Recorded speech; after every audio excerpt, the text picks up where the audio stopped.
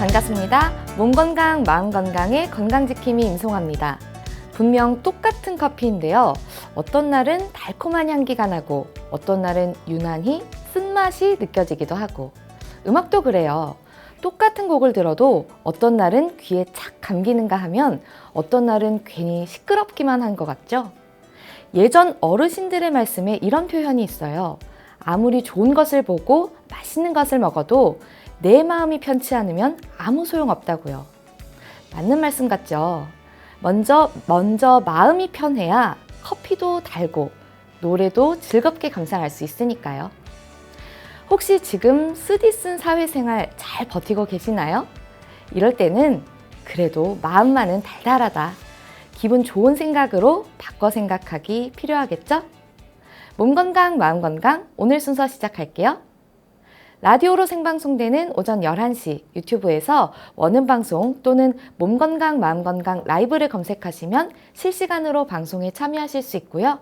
오른쪽 하단에 구독 버튼 누르시면 원음방송의 다양한 컨텐츠들도 만나실 수 있습니다. 오늘 몸 건강, 마음 건강 서울시 영등포구 광덕안정한의원 제갈성원 원장님과 함께합니다. 건강상담 원하시는 분들은 전화주세요. 서울 02-823-2000번, 서울 전화 02-823-2000번이고요. 문자 상담도 가능합니다. 샵 8970 우물정 누르시고 8970으로 보내주시면 됩니다. 짧은 문자 50원, 긴 문자와 사진 문자는 100원의 정보 이용료가 부과됩니다. 신청하실 땐 상담받으실 분의 키, 몸무게, 연세를 함께 적어주시고요. 얼굴 사진이나 아픈 부위의 사진도 함께 보내주시면 더욱 자세하게 상담받으실 수 있습니다.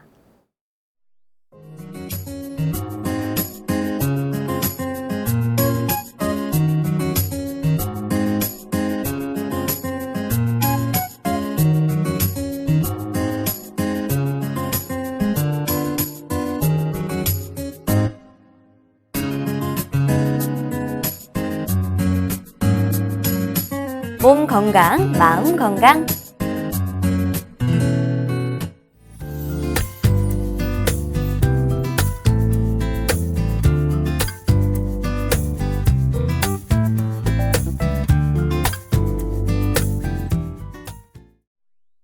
오늘의 미니 강의는 제갈성원 원장님과 함께합니다. 원장님 안녕하세요. 네, 안녕하세요. 네, 오늘은 어떤 강의 주제를 준비해 주셨나요? 오늘은 좌골신경통에 대하여 말씀드리려고 합니다. 네, 좌골신경통 좀 단어가 어려운데 어떤 질병인가요? 좌골신경통은 의학용어임에도 불구하고 일반인들 스스로 잘 알고 있다고 생각할 만큼 익숙하게 쓰이는 용어입니다. 네. 좌골신경통은 평생 유병률이 13에서 40% 정도 되는 것으로 보고 있고 발생은 남녀 간에는 차이가 없다고 알려져 있습니다. 네. 20대 이전 연령에서는 거의 없지만 나이가 많을수록 발병률이 증가해 40대에서 가장 많고 50대 이후부터는 빈도가 감소하는 것으로 알려져 있습니다. 좌골신경통은 요통과 서로 혼동되어 쓰이는 경우가 있지만 요통은 허리에 국한되어 아픈 경우를 말하고 좌골신경통은 허리나 엉덩이에서 시작하여 다리로 뻗치듯이 아픈 것을 말합니다. 네. 좌골신경통을 우리말로 순화하여 궁둥신경통이라고도 합니다. 좌골신경통은 글자 그대로 좌골신경이 아프다라고 볼 수도 있겠지만 정확하게는 좌골신경과 신경통이 합쳐진 용어라고 볼 수 있습니다. 네, 그럼 결국에 좌골신경이라는 것은 우리 몸의 부위 중에 엉덩이에 있는 신경을 말하는 거겠네요. 네, 그렇죠.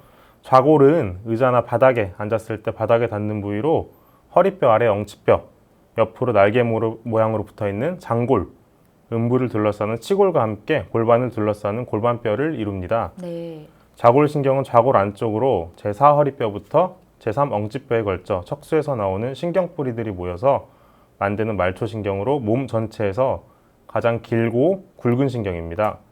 좌골 안쪽을 지나서 다리로 내려가기에 좌골신경이라는 이름이 붙여졌습니다. 제2, 3, 4 허리뼈의 신경뿌리들이 모이는 대퇴신경과 함께 다리의 가장 중요한 두 신경 중 하나입니다.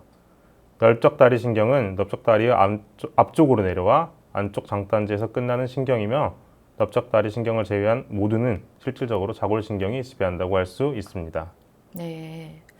그 원장님, 그 의학적인 용어로 신경통이라는 거 있잖아요. 그게 신경을 자극해서 생기는 건가요? 이게 왜 생기는 거고 어떤 통증을 말하는 건가요? 신경통이라는 거는 외상으로 골절이나 타박상을 입거나 감기 몸살로 발열이 있을 때 생기는 통증은 정상적인 생리 반응으로 몸 통증이라고 합니다. 네. 염증의 신호를 감각신경이 받아 통증을 느끼는 것인데요.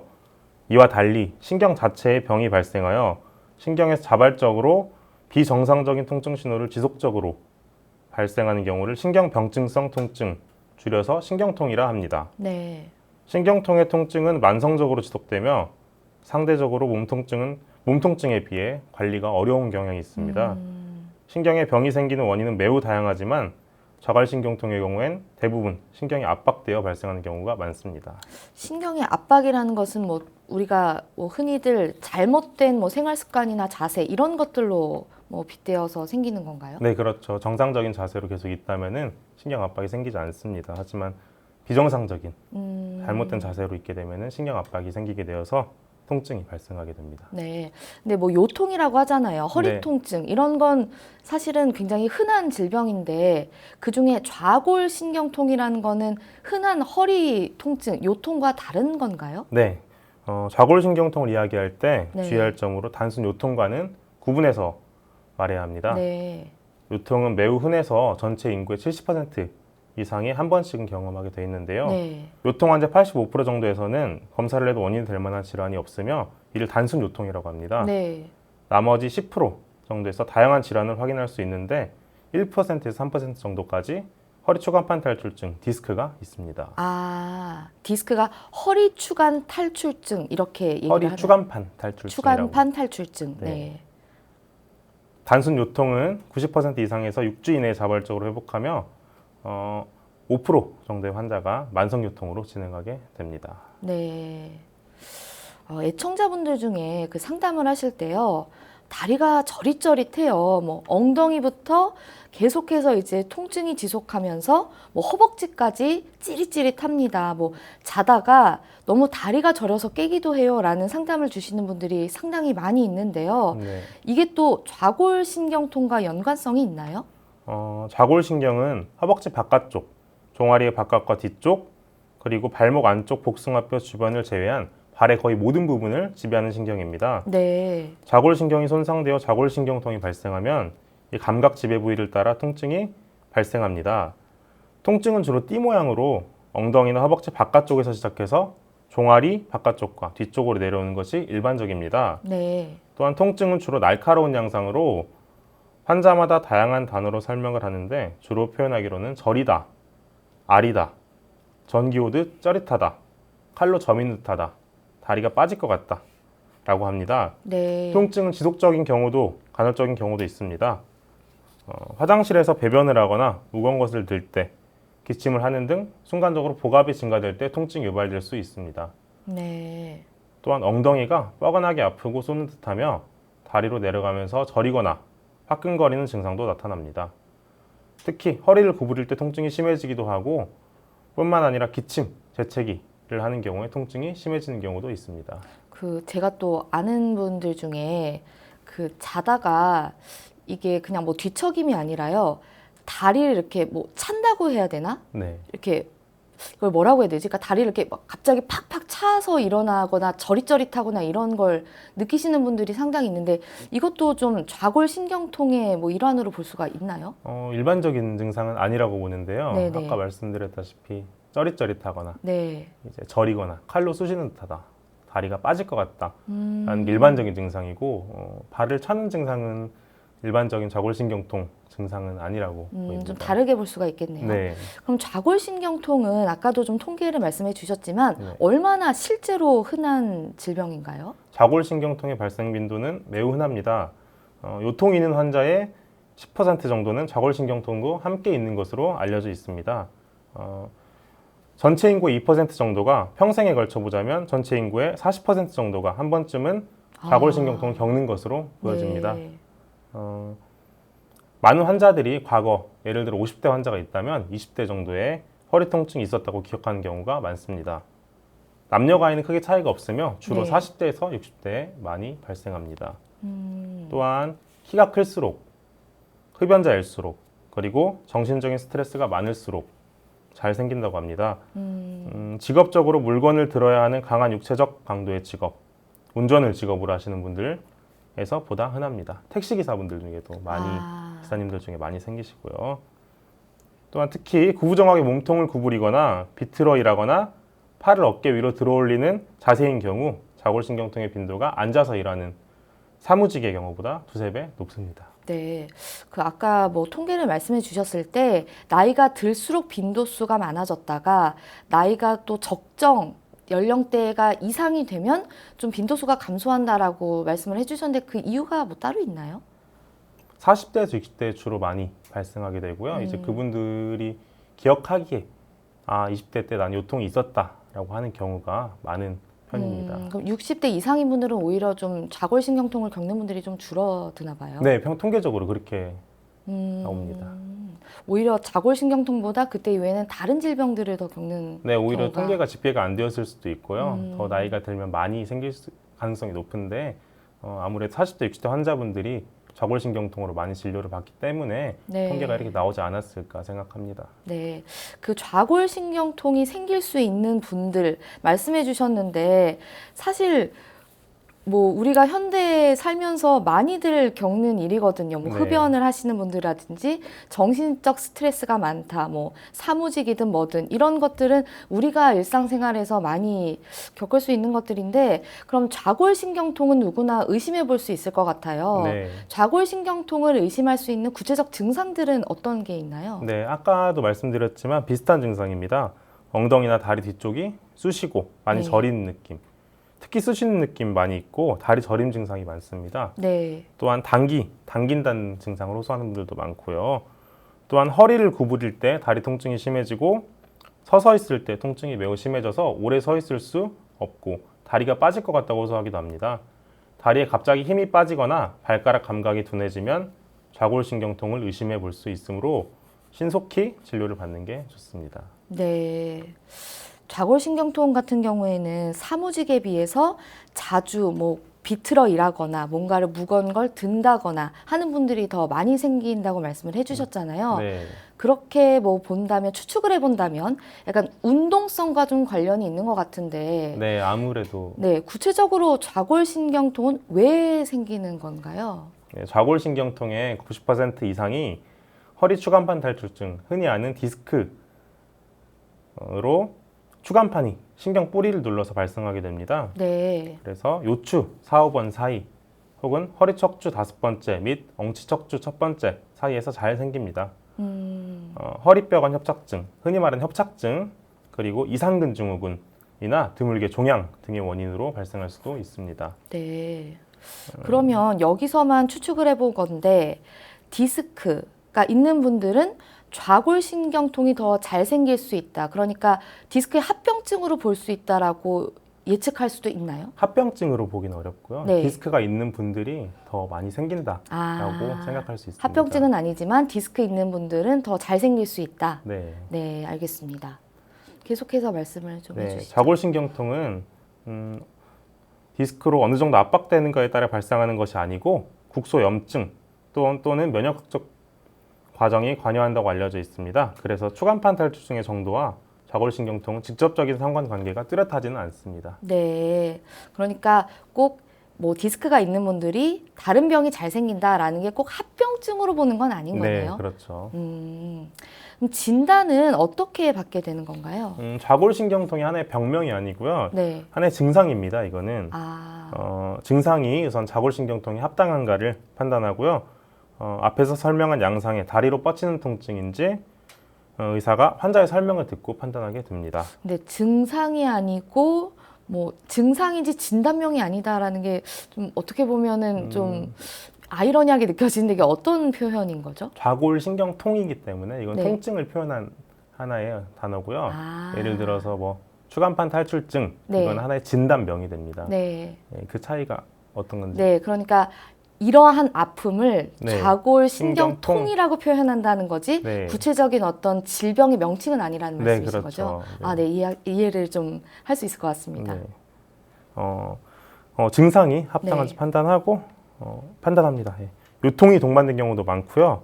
일부에서는 통증이 있는 부위로 감각 기능이 저하되어 있을 수도 있고요. 네네. 이학적 검사로는 하지 직거상 검사가 대표적입니다. 네. 많이 들어보셨을 검사인데 이 검사는 침대에 똑바로 누운 채 아픈 다리를 들어 올려서 각도가 30도에서 70도 사이에서 허벅지 또는 종아리로 통증이 유발됩니다. 이때 통증이 유발되면 양성으로 판단하고요. 이 검사는 많은 좌골신경통 환자에서 양성으로 나타나지만 특이도가 떨어지는, 즉 좌골신경통이 없는 환자들도 이 검사에 양성으로 반응할 수가 있습니다. 아, 그런가요? 네. 좌골신경통의 원인을 또 디스크로 보기도 하는데요. 네네. 다른 신경학적 장애가 동반되지 않고 병력에서 감염이나 종양 등의 다른 원인이 특별히 없다면 보존적 치료를 하면서 경과를 지켜볼 수 있습니다. 보존적 치료를 2, 3개월 한 뒤에도 통증이 지속되고 다리에 힘 빠짐 등의 다른 신경학적 장애가 동반된다면 다른 치료를 고려해야 합니다. 네. 결국에 좌골신경통이라는 건 잘못된 자세가 신경을 자극해서 생기는 통증이기 때문에 네. 바른 자세가 되게 중요할 것 같네요. 네, 평소 생활 습관이 굉장히 중요하다고 볼 수 있습니다. 네. 그럼 좌골신경통 같은 경우에는 이게 또 제가 듣기로 주변에서 그냥 두면 나 이렇게 말씀하시는 분들도 있더라고요. 네, 맞습니다. 이게 자연치유, 뭐 자가치유가 되기도 하나요? 일반적으로 자연 치유되는 경우도 상당히 많습니다. 아, 네. 아무런 조치를 하지 않아도 50% 정도, 반절 정도는 열흘 이내에, 그리고 75% 정도는 4주 이내에 회복이 됩니다. 네. 그러나 나머지 30% 환자의 경우는 1년 이상 지속적인 통증을 경험하게 되며 이로 인해서 좌골신경통으로 인해 업무나 취미 활동에 어느 정도 제약이 있는 경우가 흔합니다. 네. 자연적으로 회복되지 않고 증상이 더 악화되는 일부 환자의 경우 척추관을 지나는 신경뿌리를 압박하여 말총증후군, 신경뿌리 병증이 발생하여 양 다리에 힘이 빠지고 감각이 무뎌지며 배뇨곤란이 발생할 수 있습니다. 이런 경우에는 수술 치료를 적극적으로 고려하셔야 합니다.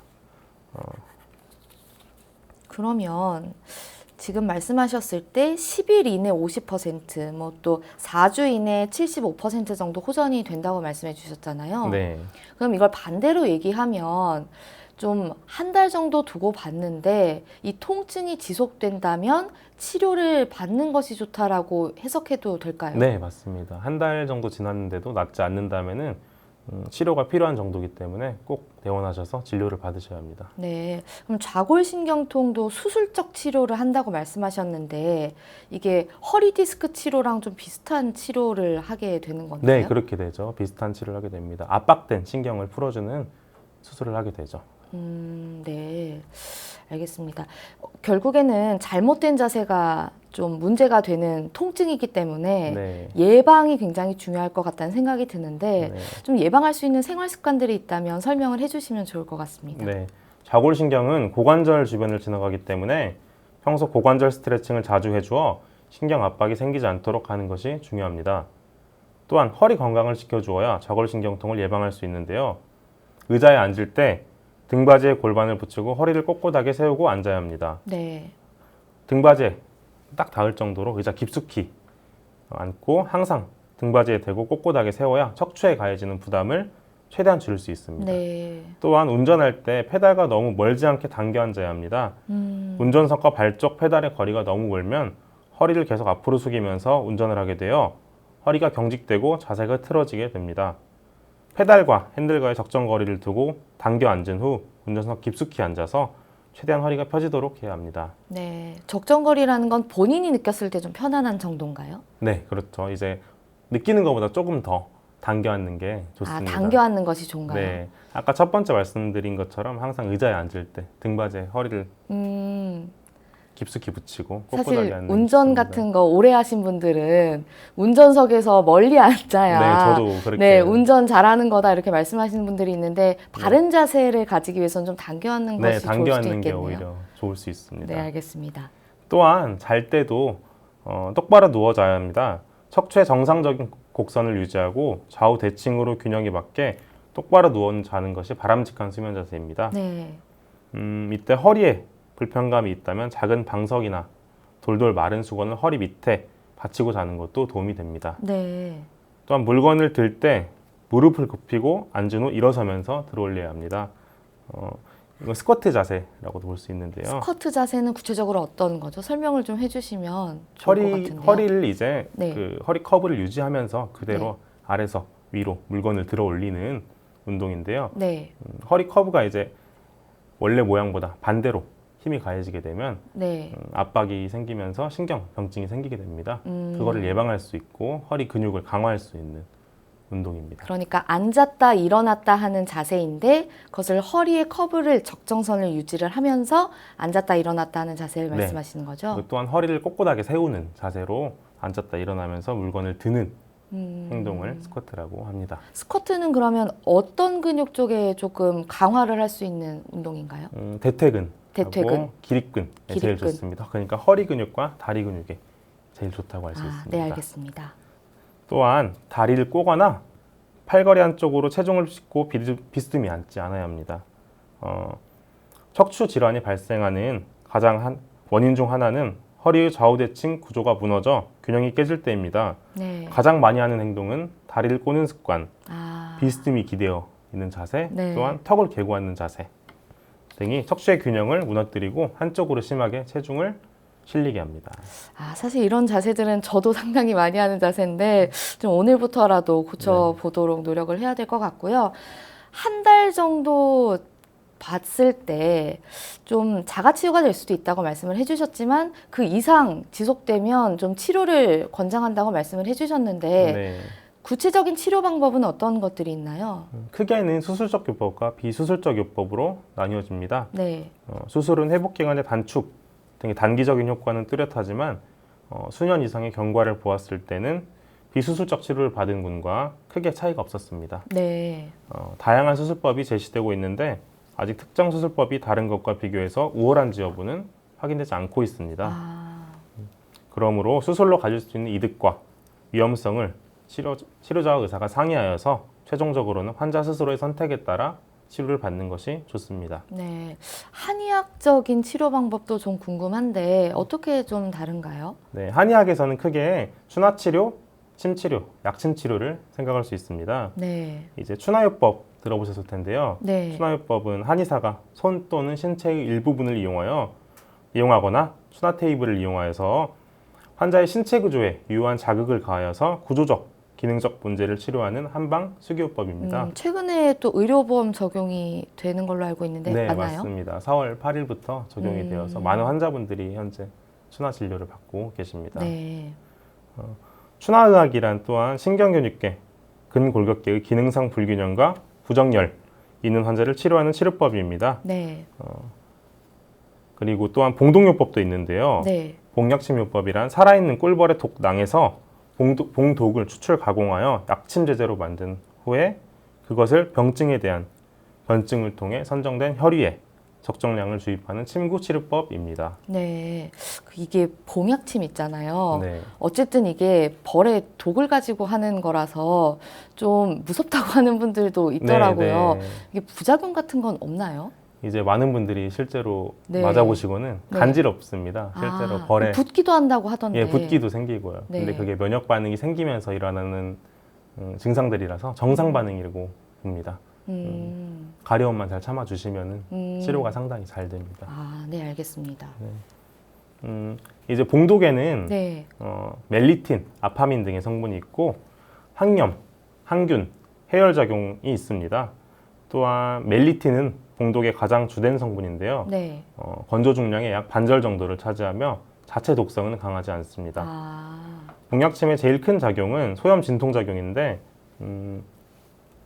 부신피질 호르몬, 주요 성분인 멜리틴과 아피민은 뇌하수체 부신피질 축을 자극하여서 부신피질 자극 호르몬의 생성을 촉진시키며 이 과정에서 소염 진통 작용이 생기게 됩니다. 네. 또한 혈액순환 촉진 작용이 있는데 봉약침이 인체에 주입되면 혈액 성분이 조직으로 이동하는 것이 관찰됐는데 이는 혈관 토가성을 항진시키고 노폐물이 신속히 제거되는 효과를 얻을 수 있게 됩니다. 네. 또한 대사가 항진되어서 체내의 산소 공급이 활발해지고 순환이 촉진됩니다. 이렇게 추나 치료와 봉약침 치료는 좌골신경통뿐만 아니라 만성 요추염자, 허리 질환이나 퇴행성 슬관절염과 같은 슬부 질환, 오십견 경추 추간판 증후군 등등 인체 전신의 관절 질환들에 응용할 수 있는 매우 효과적인 치료법들입니다. 네, 좀 통증을 느끼시는 분들 중에 좀 한 달 정도 보시면서 좀 바른 자세 유지를 해보시고 또 그게 좀 잘 안 되실 경우에는 치료를 한번 받아보시는 것도 좋을 것 같네요. 네. 네, 오늘 그래서 좌골신경통에 대해서 알아봤는데요. 끝으로 정말 좌골신경통 이것만 좀 고치시면 좋겠다. 한 말씀으로 정리해 보신다면 어떻게 좀 보시나요? 어떤 생활 습관 네. 같은 거 말씀하시는 건가요? 이것만은 고치셨으면 좋겠다. 이런 거. 이제 다리를 꼬는 자세라든지 어디 기댄다든지 이런 자세들을 평소에 고치셨으면 좋겠습니다. 네, 알겠습니다. 오늘 좌골신경통에 대해서 알아봤는데요. 원장님 오늘 좋은 말씀 감사합니다. 네, 미니 강의 오늘은 제갈성훈 원장님께서 좌골신경통에 대해 자세히 강의해 주셨습니다.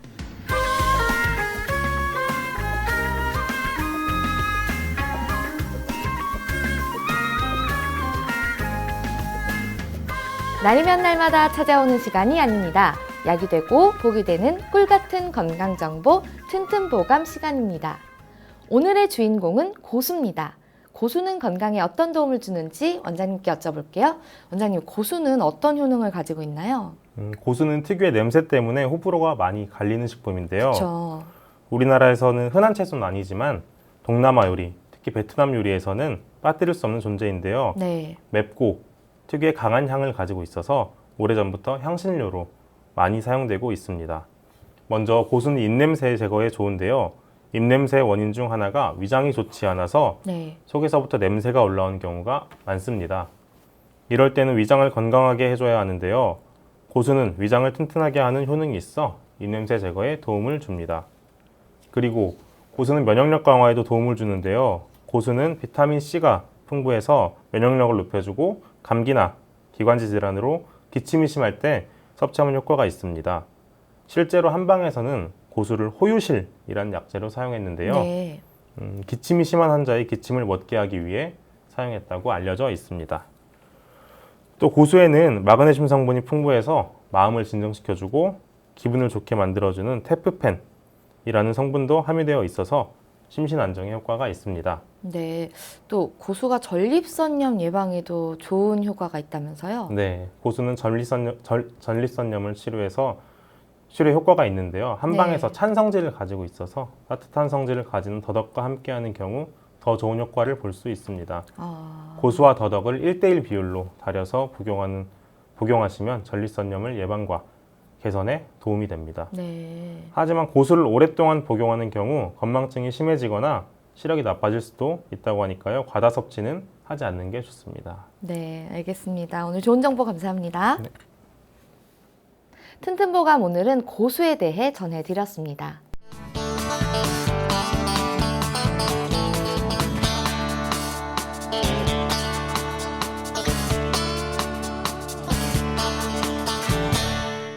자, 그럼 오늘의 건강상담 시작해 볼 텐데요. 건강상담은 체질이나 상황에 따라 개인차가 있을 수 있다는 점 미리 말씀드립니다. 상담 전화 서울 02-8232-2000번입니다. 몸건강, 마음건강은 TV와 라디오를 통해 방송됩니다. 원음방송TV는 스카이라이프 채널 187번, KT 올레TV 284번, SKBTV 309번, LGU 플러스 278번, 딜라이브 159번, CJ헬로 238번, 현대 HCN 549번, 제주 KCTV 375번, 금강방송 796번, 모바일 에브리온 TV는 채널 100번이고요. 라디오는 서울 경기 FM 89.7, 부산 경남 104.9, 대구 경북 98.3, 광주 전남 107.9, 전북 충남 지역은 97.9MHz입니다. 원음방송은 스마트폰으로도 만나실 수 있는데요. 플레이스토어나 앱스토어에서 원음방송 검색하시면 무료로 다운받으실 수 있습니다. 오늘은 제갈성훈 원장님께서 친절한 상담 해드립니다. 자, 그럼 첫 번째 전화 받아보겠습니다. 여보세요? 네, 여보세요. 네, 반갑습니다. 네, 안녕하세요. 네, 본인 상담이신가요? 네, 네, 키와 몸무게 그리고 연세가 어떻게 되십니까? 175에 62kg, 58세입니다. 네, 지금 제 옆에 제갈성훈 원장님 나와 계십니다. 궁금한 점 있으시면 물어보세요. 네, 예, 안녕하세요. 네, 안녕하세요, 선생님. 네네, 어디가 불편하신가요, 지금? 제가 발바닥이 뜨겁거든요. 네네. 그러니까, 디스크 증상 같진 않고, 네. 뭐랄까, 저림기가 있으면서 네. 발바닥이 심하게 뜨거워요. 한 1년 정도 됐는데, 네네. 제가 참고로 안마사 생활을 하거든요. 네네. 그러니까 오후 한 3시간, 4시간 이렇게 양반에서 안마하고 나면 더 그런 것 같아요. 오후 3-4시간 정도 하시면 아프시다고요? 예, 더 저림기가 심하고 뜨거운 것 같아요. 1년 정도 되셨고요. 예, 예. 다른 증상들은 없으세요? 다른 증상이 기타 여러 가지 있는데, 네. 우선 이것이 지금 굉장히, 뭐랄까, 한 1년 정도 얼마 안 돼서 이것부터 고치려고 전화를 드렸어요. 아, 제일 불편한 증상이 현재 발바닥에서 열이 나는 증상이고요. 예, 저리면서 뜨거워요. 저리면서 뜨겁다고요? 발바닥 앞부분이 그러신 거예요? 뒷부분이 그러신 거예요? 전체적으로. 전체적으로 다 그러세요? 예, 예. 손은 그래서 뜨겁지 이제 않으세요, 혹시? 원래 체질이 좀 뜨거운 체질이 손도 좀 굉장히 이렇게 안마르던 엄마들이, 어르신들이 네. 굉장히 열이 많다고 손도 만져. 근데 발바닥이 굉장히 뜨거워요. 발바닥만 유난히 실제로 뜨거우시다고요? 네, 만져보면 제가 만져봐도 느낌이 와요. 굉장히 뜨겁다는 생각. 실제로 온도 차이가 있다는 거죠? 본인이 느끼기에 따뜻한 게 아니고? 예, 예. 네. 제가 참고로 술을 좋아해요, 원장님. 아, 근데 술 먹고 나면 더 그런 것 같더라고요. 하루에 몇 병이나 드세요, 그러면? 안 먹을 때는 안 먹는데 몇 달도 안 먹어요, 안 먹을 때는. 안 드시고, 안 드실 때는? 예, 근데 한 번 이제 발동거리면 뭐 1박 2일로 먹어버려요. 1박 2일로 술을 드신다고요? 1박 2일 네. 동안 드실 때 몇 병 정도 드세요, 선생님? 어쩔 때는 맥주 한 박스를 안주 없이 먹어버려요. 아이고. 우선은 당연한 말씀이지만 술을 좀 줄이셔야 되고요. 예, 예. 이제 한방 차를 끓여 드시면 좀 좋을 수 있어요. 그러니까 그래 전화 한번 드렸어요. 어떤 분신들이 검은 콩 있잖아요. 네네. 그거를 삶아서 물을 먹으라고 하더라고요. 근데 신빙성이 없는 것 같아서 한번 전화드린 거예요. 아니, 검은 콩 삶아 드셔도 좋습니다. 실제로 그래요? 찬성질이 있기 때문에 검은 콩을 삶아 드셔서 물로 상복하셔도 발바닥 열이 나는 증상 개선에 도움이 될 것 같습니다. 그리고 기타 뭐 혹시 한방차에 뭐 없습니까? 네, 우선 그것부터 끓여 드시고요. 제 생각에는 우선 더 중요한 거는 술을 좀 줄이셔야 되고요. 이제 허리 치료를 먼저 하시는 게 좋을 것 같아요. 허리요? 네. 예, 그 술을 먹고 나면은 허리가 아프더라고. 네, 그렇죠. 이제 허리 때문에 발까지 증상이 생기는 경우가 많습니다. 허리에 신경들이 다리까지 다 연결되어 있기 때문에 허리를 같이 치료하시면은 발바닥 뜨거워지는 증상도 같이 개선될 수가 있어요. 아, 그래요? 네. 언제부터 그러셨다고요? 이게 한 1년 정도 된 것 같아요. 그래서 이게 죽는 병은 아니겠죠. 놔둬버렸는데 더 심해진 것 같아가지고. 네네. 혹시 다른 또 질병으로 들어올 것 같아요. 이제 저도 술을 좀 끊으려고 노력은 해요. 음. 굉장히. 술 때문에 그런 것 같다고 내가 봐도. 네, 치료를 하지 않으시면은 증상 자체는 개선되지 않는 경우가 많아요. 생각보다. 근데 그래요? 발바닥이 뜨거운 증상이 계속되면 어떤 추가적인 증상들이 나타나거나 몸이 더 안 좋아지거나 할 수 있나요? 이제 이런 분들 같은 경우에는 이제 발바닥이나 손바닥 뜨거운 것은 어떤 인체에 큰 해가 되는 증상들은 아닌데 네. 본인 불편감이 너무 심하기 때문에 아. 그걸 해소시켜 드리는 게 제일 중요합니다. 예. 이것 때문에 어떤 다른 합병증이 발생하거나 하지는 아. 않는다고 알고 있습니다. 합병증이 그러니까- 발생하는 건 아닌데 선생님께서 불편하신 증상이라고 해요. 네. 우선은. 네. 그러니까 선생님 이제 그 검은콩 물을 장복하고 네. 그다음에 허리 치료를 받으라고요. 네, 허리에 봉약침 치료를 좀 받으시면 좋겠어요. 무슨 네. 침이요? 봉약침이요. 공약침이요? 실제 네. 벌 도구로 만든 주사고요. 예. 예. 이거를 신경에 작용하기 때문에 그리고 좀 뜨거우신 거잖아요. 어쨌든. 그러면 뜨거운 음식을 좀 피하시는 게 좋은가요? 실제로도 이 뜨거운 음식이 몸에 열을 올리기 때문에 뜨거운 음식 자체를 피하시고 찬 음식 위주로 드시는 것도 그럼 좀 괜찮습니다. 피하시면 좋을 음식들 몇 가지 추천해 주시면 좋을 것 같은데. 음식 자체가 뜨거운 것도 중요하고요. 음. 이제 뜨거운 성질을 가진 네. 음식들도 피하셔야 됩니다. 아까 말씀드린 고수 같은 걸 드시는 것도 고수차를 끓여 드시는 것도 괜찮을 것 같아요. 성질이 차기 때문에 몸 자체를 좀 차게 만들 수가 있습니다. 네. 또 어떤 것들을 좀 피하시는 게 좋을까요? 제일 중요한 건 제가 보기에 좀 술 같습니다. 술. 네. 술은 어떤 종류 드시죠, 지금? 제가 그러니까 소주는 독하니까 안 먹어요. 네. 대부분 막걸리, 맥주 먹게 안주 없이 먹어버려요. 안주 아. 없이 드신다고요? 네, 한 20병씩 먹어버렸어요. 한번 발동 걸려. 아이고. 맥주 자체는 성질이 차기 때문에 네. 드셔도 되는데 술 자체가 몸에 열을 나게 합니다. 막걸리는 그러니까요. 어떤가요? 술 먹고 나면 애칭사에 더 좀 심해진 것 같더라고요. 막걸리 종류가 워낙 다양하기 때문에 아. 그 만든 거에 따라서 좀 다르다고 아, 봅니다. 네네네. 그렇구나. 그럼 1차적으로 술을 끊어야 되겠네요. 예. 네, 술을 끊으시는 게 지금 제가 보기에는 제일 중요하신 것 같고요. 네. 허리 치료를 한번 해보시는 것도 좋을 것 같습니다. 네, 알겠습니다. 네, 도움 좀 되셨나요? 감사합니다. 감사합니다. 네. 네, 건강 상담은 체질이나 상황에 따라 개인차가 있을 수 있다는 점 미리 말씀드립니다. 그럼 다음 전화 이어가겠습니다. 여보세요? 네, 여보세요? 네, 반갑습니다. 네. 네, 본인 상담이신가요? 네네네네. 네, 키와 몸무게 그리고 나이가 어떻게 되십니까? 키는 185고요. 네. 이 몸무게는 75kg 정도 되고, 나이는 34살이요. 아, 네. 지금 제 옆에 제갈상원 원장님 나와 계십니다. 편하게 상담 받아보세요. 네네네. 안녕하세요. 예, 안녕하세요. 예, 저는 지금 좀 컴퓨터 업무를 좀 많이 하는데요. 네네. 이게 목이랑 어깨 쪽이 좀 많이 좀 불편해요. 네. 네, 그래서 이게 좀 오래됐거든요. 얼마나 한- 하셨을까요? 한 3년 정도, 이게 뭐 자주 아픈 건 아닌데, 자고 일어나면 이렇게 목이 좀 뻐근하고, 네. 네, 한쪽, 그러니까 좀 제가 불균형한지 모르겠는데, 오른쪽 어깨가 좀 아프더라고요. 오른쪽만 아프시고 왼쪽은 괜찮으시고요. 네네, 왼쪽은 괜찮은데, 예, 오른쪽이랑 목이 전체적으로 좀 불편해요. 3년 정도 되셨다고요, 아프신지? 네네네. 따로 치료 받으신 건 있으신가요, 그 사이에? 예전에 한 번 그냥 이렇게 뭐 심하다고 생각하진 않아서 그냥 네. 뻐근할 때만 한 번씩 받긴 했는데, 네. 예, 뭐 꾸준하게 치료를 받거나 그런 적은 없어요. 꾸준하게 치료는 안 받으셨고요. 네네네네. 이제 평소 자세는 어떠세요? 저는 이제 컴퓨터 업무를 좀 하다 보니까 저는 스스로는 못 느끼겠는데, 네.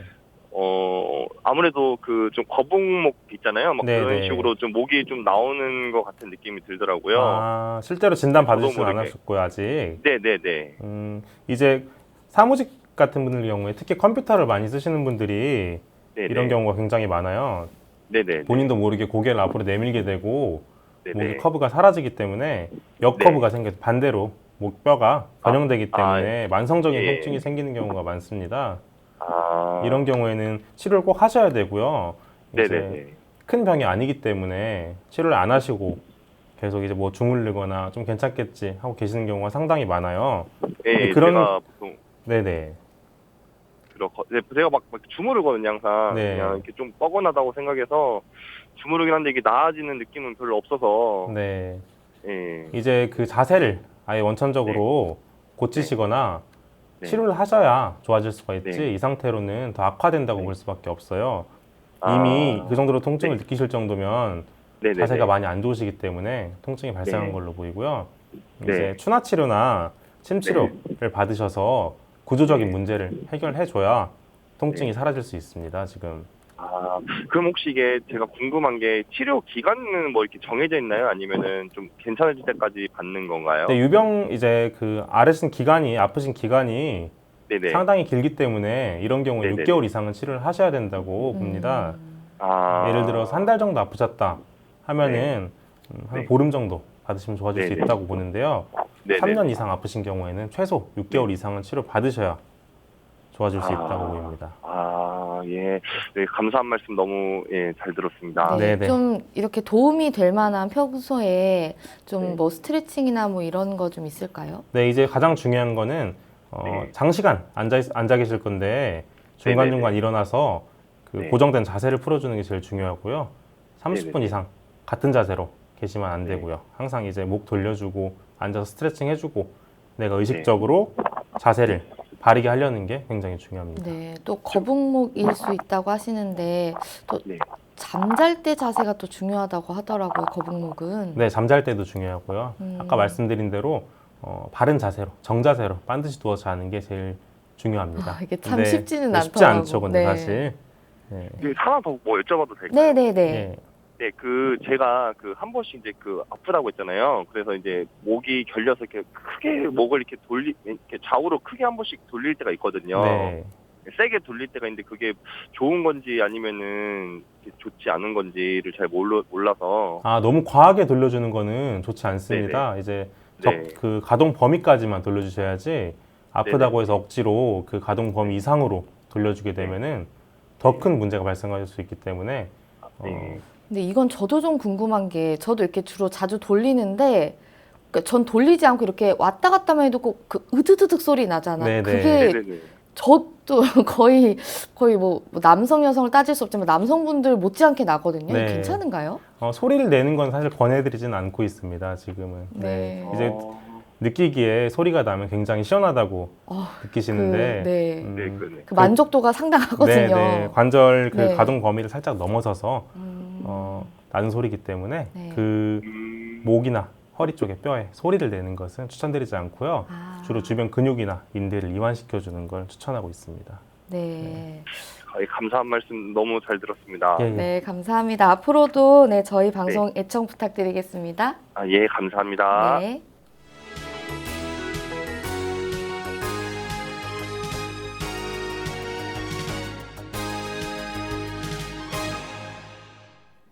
네, 문자로 상담 신청해 주셨는데요. 끝번호 2295 쓰시는 분입니다. 저는 얼굴에 팔자주름과 목주름이 너무 깊어서 고민이 많습니다. 좋다고 하는 크림이나 마사지도 열심히 받아봤는데 목주름과 팔자주름은 잘 나아지지가 않더라고요. 이런 주름 예방이나 개선에는 어떤 치료가 있을까요? 라고 네, 상담 보내주셨습니다. 팔자주름이나 목주름에는 어떤 게 좀 좋을까요, 원장님? 팔자주름이나 목주름이요. 네. 네, 주름은 이제 자연스럽게 생기는 거기 때문에 그렇죠. 그런데 그 자연스러움에 좀 조금이나마 지연을 해보고자 네, 네, 여성분들이나 또 요즘 남성분들 상당히 많은 노력을 하시거든요. 주름에 뭐 저부터도 그렇고요. 네. 주름 자체는 이제 노화의 한 증상이기 때문에 어떤 그렇죠. 병이라고 볼 수는 없습니다, 사실. 그렇죠. 근데 미용적인 것 때문에 네, 주름에 대해서 많이 문의를 하시는데 네. 저는 식단 자체를 아, 권유해 드립니다. 체질 시기 자체를 권유해 드리고요. 네, 네, 네. 체질 시기를 하면서 노화를 늦출 수 있다라고 생각하기 때문에 체질 네. 식단을 하시는 게 좋다고 그러면 봅니다. 결국에는 체질식이라는 건 체질에 맞는 네. 좀 피하시면 좋을 음식, 이런 음식 위주로 드시면 좋겠다 하는 음식, 이런 것들로 나눠서 네. 하시는 거잖아요. 좀 체질별로 네. 이런 것들이 좀 노화 예방에 좋다 하는 것들, 뭐 팔체질 워낙 또 전문가시니까 좀 추천을 해주시면 좀 네, 우선 환자분의 체질을 알아야 하는데요. 네, 체질별로 이제 대표적인 것들만 좀 몇 가지 소개를 해주시면 예, 목 체질 같은 경우에는 네, 열이 많이 위로 올라오기 때문에 토체질 같은 경우에 네. 목이 열이 많이 위로 오기 때문에 네. 돼지고기 같은 걸 드셔주는 게 좋고요. 돼지고기를요. 네. 아, 오히려 염소고기, 콜라겐 같은 게 또 워낙 피부에 좋으니까. 네, 그렇죠. 껍데기 네. 같은 것도 드셔도 좋고요. 네, 좋겠네요. 네, 그런 걸 네. 하시는 게 좋고요. 네, 목체질 같은 경우에는 육류 위주의 식단을 하시고 네. 해산물류를 피하시는 게 굉장히 좋습니다. 목체질 분들은 육류가 전체적으로 다 좀 잘 맞으시나요? 네, 육류가 전체적으로 잘 맞기 때문에 육류 네. 위주의 식단을 하시고 네, 해산물은 해산물을 전체적으로 피하시는 네, 게. 피하시는 게 좋습니다. 네. 또한 뿌리채소 위주로 드셔야 됩니다. 네. 뿌리채소라고 하면은 감자, 당근, 이런 양파 이런 것들이고요. 네. 잎채소, 예를 들어서 쌈밥집에 나오는 네, 네. 뭐 상추, 배추 이런 것들은 피해 주시는 게 좋습니다. 아, 그런 쌈밥집에 나오는 채소들도 목체질 분들에게는 안 좋은가요? 네, 안 좋다고 잎에서 봅니다. 나오는 채소들은 네. 안 좋으시다. 뿌리채소 위주로 드셔야 되고 목체질 분들이 되게 이 방송을 집중해서 들으셔야 될 것 같은 게 보통 여성분들이 해초 추출물 뭐 이런 것들이 피부에 좋다고 많이 드시거든요. 네네. 목체질 분들은 해산물류 그리고 또 잎채소 이런 것들이 안 좋으시다. 네, 그걸 피해 주셔야 합니다. 네, 알겠습니다. 또 계속 설명해 주시죠. 그리고 수체질 같은 경우에는 네, 일반적으로 생각하는 모든 보양식들 있잖아요. 네. 몸이 차기 때문에 인삼, 인삼, 홍삼. 뭐 홍삼, 그리고 삼계탕 이런 일반적으로 생각하는 보양식들을 많이 자주 드셔주는 게 좋습니다. 수체질. 많이는 아니고 적당량을. 적당량을. 네. 수체질 분들은 좀 몸이 차시기 때문에 보양식을 뭐 좀 몸이 안 좋으실 때 충분히 섭취해 주셔도 좋다. 네, 그렇습니다. 화체질 분들은 어떤가요? 화체질은 없습니다. 화체질은 없나요? 네, 네, 네. 그럼 이렇게 네, 그런 식으로 식단을 해주시면은 주름을 네. 충분히 예방할 수 있다고 봅니다. 아, 네, 알겠습니다. 뒷번호 1362 쓰시는 분입니다. 나이 82세, 키 170cm, 몸무게 53kg이신데요. 통증 부위가 목뼈 4, 5번이 밀렸다 하여 정형외과에서 3개월 정도 주사와 도수 치료를 겸하여 받았으나 별 효과가 없다고 하십니다. 한방 치료로도 할 수 있는지요? 체질은 소음인입니다. 이렇게 굉장히 정보를 구체적으로 네. 보내주셨네요. 연세가 82세셨죠? 네. 워낙 고령이시네요, 지금. 음, 이제 이런 분들이 꽤 있습니다. 이제 한의원 내원하시는 분들 중에 네. 정형외과를 다녀오신 분들이 상당히 많아요. 네. 이제 도수 치료나 주사 치료에 반응이 없기 때문에 오신 건데 네. 그런 분들 같은 경우에는 이제 추나 치료와 봉약침 치료를 권해드리는데 82세인 분들 같은 경우는 워낙 고령이시기 때문에 네. 추나 치료는 사실 오히려 위험성이 더 왜 그렇죠? 뼈가 너무 약해져 있기 때문에 그 아. 교정 중에 오히려 골절이나 사고가 발생할 수 있기 때문에 네. 80세 이상의 고령에는 권해드리지 않고요. 네. 이제 봉약침 치료를 적극적으로 권해드리는 편입니다. 아까도 말씀드렸다시피 이제 모든 관절 질환에 응용할 수 있기 때문에 척추 질환 등에 응용할 수 있기 때문에 봉침 치료를 권해드리고요. 네. 아픈 기간에 따라 치료 기간이 다른데 이렇게 구조적으로 문제가 많이 생긴 경우에는 6개월 이상 치료를 항상 권해드립니다. 그러면 봉약침 같은 경우에는 어쨌든 봉도구로 하는 치료잖아요. 네. 이건 체질과는 상관없이 다 이게 잘 맞나요? 네, 봉독은 체질과 상관없이 사용할 수 있습니다. 어떤 특정 체질에 과민 반응한다 이런 건 없고요.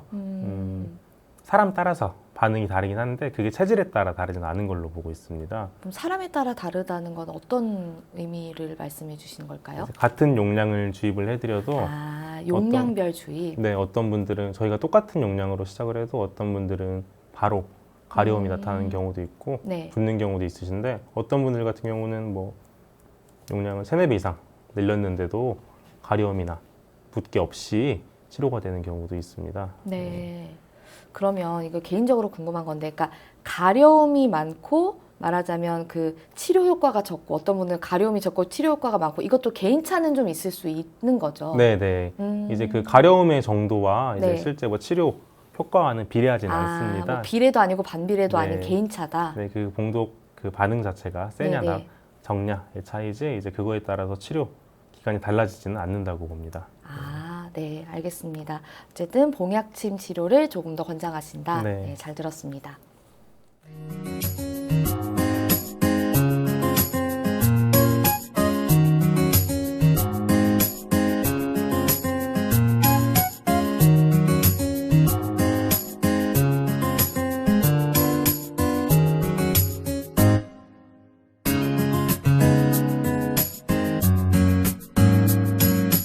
몸 건강, 마음 건강. 오늘도 전화와 문자 사연으로 많은 분들이 참여해 주셨는데요. 상담받으신 분들 모두 건강에 도움되셨으면 좋겠습니다. 몸 건강, 마음 건강, 오늘은 제갈성훈 원장님과 함께 했습니다. 원장님, 오늘도 좋은 말씀 감사합니다. 네, 감사합니다. 다음 시간엔 한의사 최진용 박사님과 함께 할게요. 여러분, 오늘도 건강한 하루 보내세요.